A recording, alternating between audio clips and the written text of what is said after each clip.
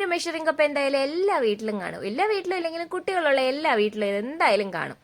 ഇന്ന് ഇത് വെച്ച് നമുക്കൊരു ചെറിയ പ്ലാന്റർ ചെയ്യാവേ. ആദ്യം തന്നെ കുറച്ച് പേപ്പർ റോള് ഇതേപോലെ ആക്കിയെടുക്കുക.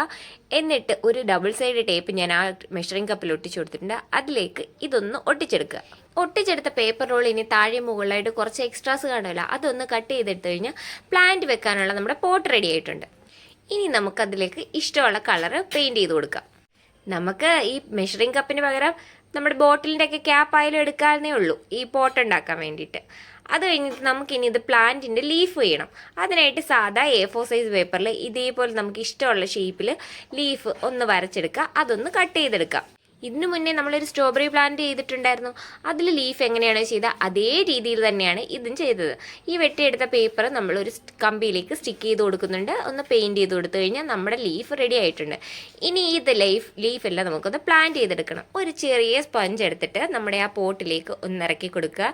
എന്നിട്ട് ഒരു സോയിലിൻ്റെ ടെക്സ്ചർ കിട്ടാൻ വേണ്ടിയിട്ട് ഒരു കളർ ഏകദേശം അതേ ഷേപ്പിലുള്ള കളറ് ഒന്ന് ചെയ്ത് കൊടുക്കുക. അതിനുശേഷം നമ്മുടെ ഈ ലീഫെല്ലാം കൂടി ഒന്ന് കുത്തി കൊടുക്കുക. അതിലേക്ക് നമ്മുടെ പ്ലാന്റ് ഇവിടെ റെഡി ആയിട്ടുണ്ടേ. ഇതേപോലെ തന്നെയായിരുന്നു നമ്മൾ ആ സ്ട്രോബെറി പ്ലാന്റ് ചെയ്തത്. എന്തായാലും ഇത് ഇഷ്ടപ്പെടുവാണെങ്കിൽ സബ്സ്ക്രൈബ് ചെയ്യാനൊന്നും മറക്കല്ലേ ചാനൽ. അതേപോലെ തന്നെ വീഡിയോ ഇഷ്ടപ്പെടുവാണെങ്കിൽ ലൈക്ക് ചെയ്യാനൂടി മറക്കല്ലേ. ബൈ.